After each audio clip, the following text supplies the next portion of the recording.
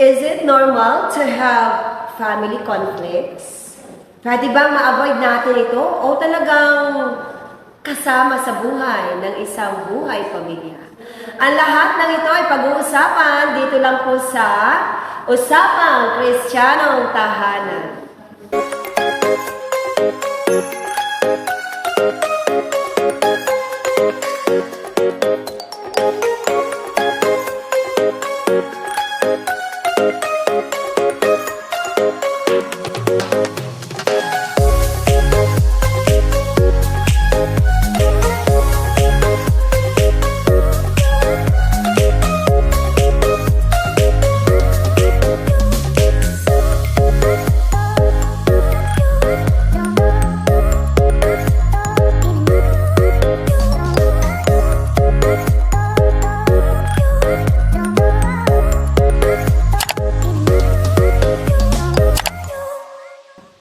Good morning once again and welcome back to our program. Lahat po kayo ay aming inaanyayahan na muling tumutok at subaybayan kami sa programang ito ng Usapang Kristiyanong Tahanan. Muli po ay makakasama ko sa araw na ito si Sir Del, ang ating guidance counselor, para pag-usapan ang conflict or family conflict at kung paano ito i-manage ang family conflict. Okay, good morning po at pwede po kayong bumati sa ating mga taga-subaybay sa araw na ito. Good morning po sa aming taga-subaybay. Welcome po muli sa akin. Yes! Yeah. It's been few weeks na I was not here. Yes. Pero I'll take this opportunity to once again share the knowledge that I may have gained in the past, no?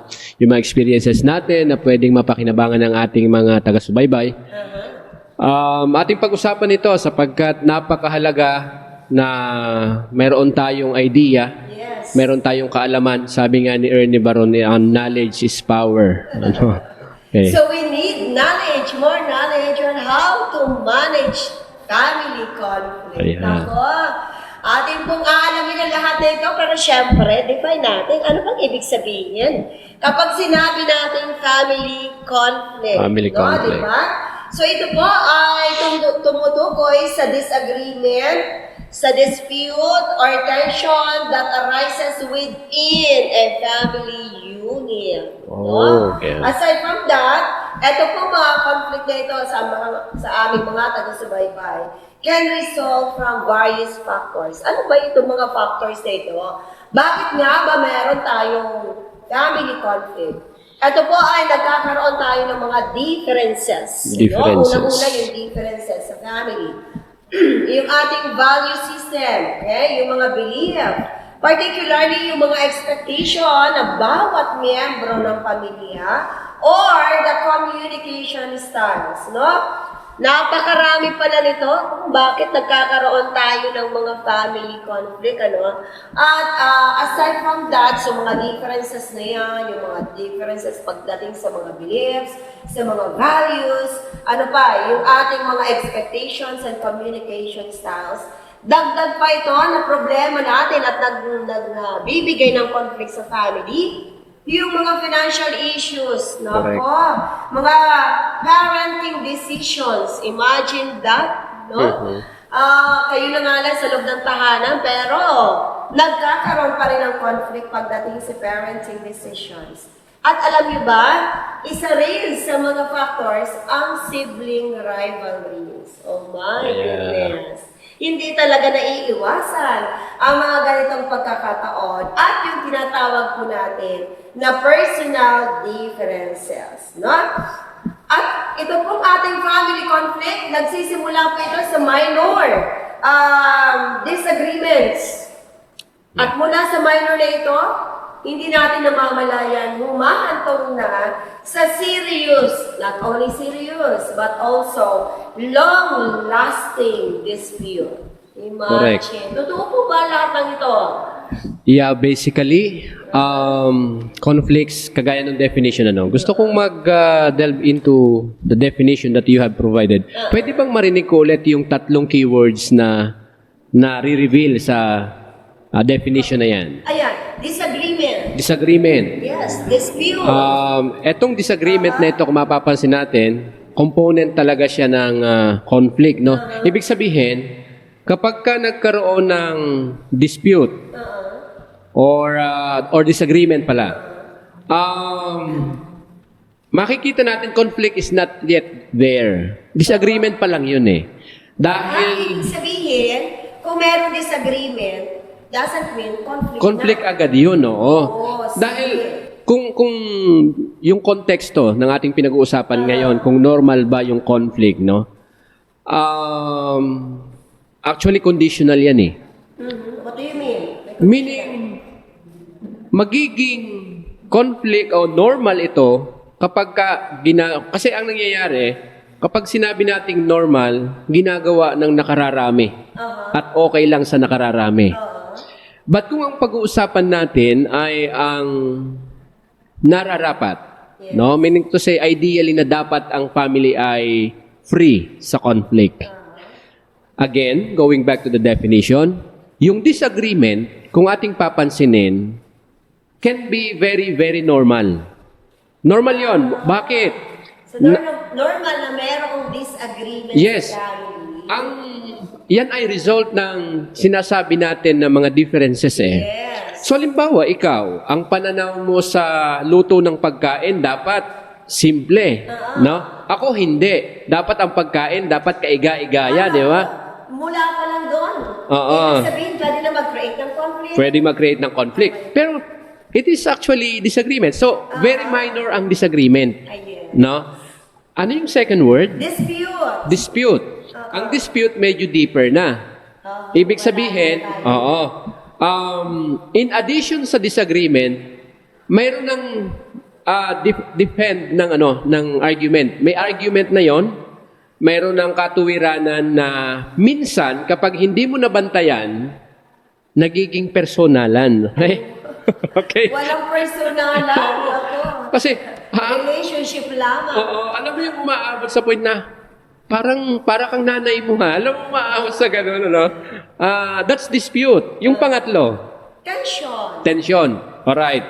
Tension, kung ating mapapansin, ito ay byproduct nung nangyari na dispute, no? See. But ang lahat ng yun, kung ating papansinin, maliliit lang na dahil sa hindi mo maibigay ang argumento, gusto mo manalo, lumalaki ito. Ang nagiging result nun talaga may tension within you, no? Para bang darating yung point na hindi na lang ako magsasalita kaysa mag-argue na naman kami, di ba? Yes. Nagiging parang default sa damdamin ng isa na involved doon sa argument. So nagkakaroon talaga ng tinatawag natin na tension in a sense na ito ay pwedeng ma-heighten pa. Okay. Ang pinaka-result nung tatlo na yan kapag pinagsama-sama, in the presence of that, yung conflict. Conflict na. Oo. Ay, back po tayo dun sa ating katanungan. Is it normal? Well, na-answer niyo kanina yung disagreement. It's normal. Sa family. Yeah. But when it comes to conflict, normal po ba na magkaroon talaga ng family conflict? At pwede po bang ma-avoid ito o talaga bang hayaan na natin kasi andito na talaga ingredients na ng buhay, pamilya, ang magkaroon ng conflict? Alright. Ayaw kong sabihin na siya ay normal, pero hindi siya dapat maging normal. No? Hindi siya dapat maging part or maging norm sa isang family. Simply because yung conflict ay most of the time, kung ating ipe-percentage siya, Yes. 70% ang kaniyang contribution na negative. Oh, Okay. yes. Usually, kung meron man siyang benefit, nangyayari lang yon kung ang conflict na yan ay meant to be creative. No? Meaning to say, halimbawa, minsan kasi, yung conflict ay ginagamit para makapag-isip. No? Yes. So, minsan, okay lang, kumbaga, para may time din naman makapag-isip. Pero mapapansin mo, magiging beneficial lang siya kung sa damdamin mo ay walang personal. So, meaning to say, nagkaroon man tayo ng conflict, it has nothing to do with you personally, but it has something to do lang with the issue. With the issue. Kaya pala napakahalaga to separate yourself. Oo, The issue. Kaya if you will notice, kahit mayroong mga conflict between countries, nagagawa nilang magkaroon ng pag-uusap, nagagawa nilang magkaroon ng bargaining, Yes. pero sila, they belong to different countries. Kasi wala silang personal na alitan, no? So, nagiging malala siya kapag siya ay ginawang personal. Kaya sa family kasi possible yun eh. Kaya very important in any argument na ihiwalay yung personal from the very issue. So, ibig sabihin pala talaga, normal na tayo ay nakaka-experience ng lahat ng ito, ng mga issue na ito, dahil nga, talaga yung differences ng bawat miyembro ng pamilya. O let's say, sa buhay ng mag-asawa. So, nagiging komplikado or nagiging conflict siya kapag ito ay binigyan natin ng personal. Yes, nagiging conflictual siya kapag gano'n. Nagiging conflictual. Kapag or when we say personal, talagang eto na pinalalim natin. No? Hindi tayo nag-stay doon sa issue lang. Eto minsan nararanasan ng buong pamilya to. Lahat ay nakaka-experience nito na damay-damay na. Correct. Diba? Kapag itong isang issue na ito nag-arise, then nagiging issue na ng buong pamilya. Which is wrong. Tama Which is wrong. Oo. So, bagaman normal na ating pong nararanasan, kailangan din po natin na ating isaisip na kailangan po tayo ay mag-control din sa atin. Kagaya nga na nasabi ni Sir Dal kanina, it is normal na magkaroon tayo ng mga disagreement. Alright? Yeah. Kaya nga lamang, nakakalimutan po natin na ating ilagay yung ating sarili, na i-deal natin ang mga issue na ito, doon lang sa issue na yun. Huwag nating idama yung ating sarili, yung relasyon natin sa ating asawa at sa ating mga anak. Ano po ba ang pwedeng mangyari kapag merong separation nung sarili doon sa issue na nangyayari sa buong tahanan? Alright, so sige.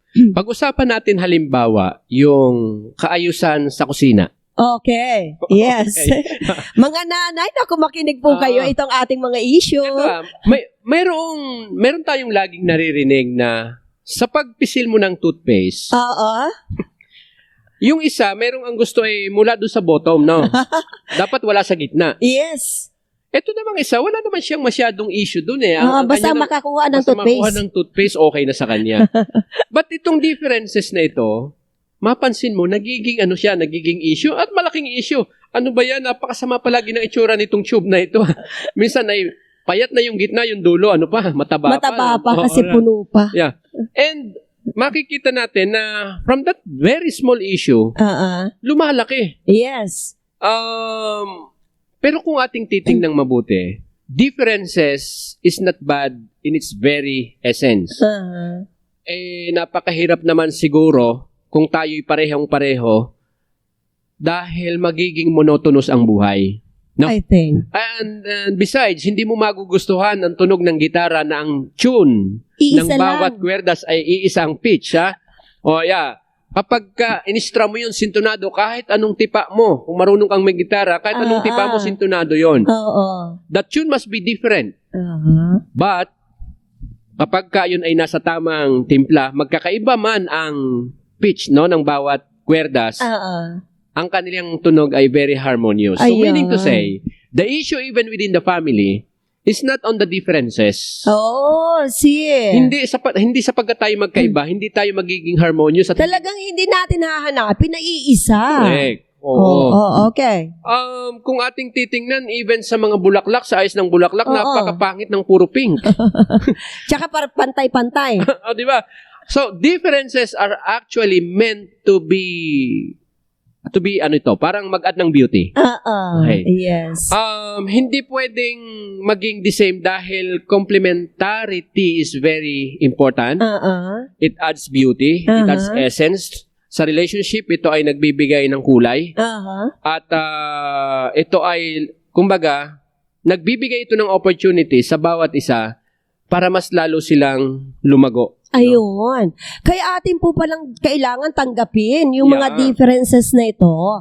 Huwag po nating hanapin, nakapareha natin yung ating mga asawa, yung ating mga anak. Yes, yes. Kasi yung differences na ito yung ingredients na kung saan magtutulong sa atin para tayo ay maka-adjust, Mhm. mas maging harmonious, mas magiging maayos, Yep. 'di ba? At mas magiging masaya ang relationship, ang family relationship. Ngayon, paano po ba 'to? Since it is normal and hindi natin naman mai-avoid dahil nga due to our differences, meron po bang solusyon para mas mapanatili despite merong disagreement, dispute, and tension na nararanasan sa loob ng tahanan? Ano po ba ang pwede nating maibigay na tips to resolve this conflict if ever humantong na sa tension? Okay. Kanina, meron akong na-encounter na quotation, Yes. sabi doon, conflicts cannot be avoided. Yeah? However, what matters is how you resolve it. Oh, okay. So, Personally, it's a personal. yeah, Hindi ko sasabihin paano may resolve yan. correct. It is my decision. Oo. Okay. So, kung ating papansinin, kasi what I want to impose is that very important na tanggapin natin, it cannot be avoided, but it should not be a normal part of the family relationship, yung conflicts, no? Now, paano ba ito i-resolve? Resolve. Paano ba ito haharapin? Yes. First and foremost, kagaya ng ating pinag-uusapan, very important na each party involved doon sa conflict must know for him or for her to be able to separate yung issue from the person. Okay. That's number one. Yes. So Kapag it means po, halimbawa yung example nyo kanina about the toothpaste, bagaman nagalit ako, nagkaroon ako ng ill feeling doon sa ginagawa mong hindi organized yung paggamit ng toothpaste. So it doesn't mean idadamay ko yung relasyon ko sa iyo. well, paano ba nangyayari? Paano nga ba paano yun? ba pinipersonal yun? Yes. Okay. Halimbawa, ako yung hindi marunong magsimula sa bottom ng tube. Kapag sinabi mo sa akin, ang burara mo, okay? Let me use that term. Sorry Yes, for using yes. that term, no? Yes. Yun ang kadalasan. Alam mo, medyo masakit sa pakinpandinig yun eh. Para bang, ha? The whole personality mo is like that. Idinamay. Pag sinabing burara, lahat yun. Pati sa damit, pati sa pag-aayos sa sarili, pati sa trabaho. Pero toothpaste lang naman. Toothpaste lang ang usapan, no? Kaya mapapansin natin na isang maliit na bagay kapag ka idinamay mo ang kanyang personhood, no? Yes. Magiging malalim siya and tatanim yun sa isa, no? At hahanap yan ng pagkakataon na makabawi. Okay. So, yung relationship na nag-umpisa sa toothpaste, mapapansin mo, nadadamay at umaabot doon sa kahit na hindi kasali sa usapan, Na idadamay, na ipapasok. At minsan umaabot pa yan sa ninuno. Kasi, possible sabihin natin, kasi ganyan kayo sa family niyo eh. Alright, damay-damay na. So in other words po, sa aming mga mahal na taga-subaybay, effective communication is very important. Very No? important. To resolve conflict, dapat malinaw talaga kung ano yung ating pwedeng sabihin. And at the same time, kung ako yung may alam, why not teach? Correct. Diba? Ituro natin para... Why not agree? Yes. So, pag-usapan ng maayos para matuto din. Okay? So, number one technique is effective communication. Meron pa that po is ba? aside from separation. Yes. Nung issue at saka nung person. Yes. Ang pangatlo na nakikita ko dyan ay be always aware. Maging aware tayo sa ating sarili. Sa ating sarili. At saka doon nga sa situation. Kasi, Yes. mapansin mo, even sa driving, kapag ka-aware ka na paglabas mo sa kalye, possible na makakakita ka ng mga undisciplined, makaka-encounter ka ng mga undisciplined And that drivers. is possible. Kapag ka ready ang mind mo, Yeah. ibig sabihin naka-mindset ka na pwede yung mangyari. Usually na-avoid mo yung road rage eh. Yung road rage. Ma-avoid mo yan. Pero mapansin mo kapag sumakay ka sa sakyan na mayroon kang iniisip, mas madaling mag-flicker yung anger.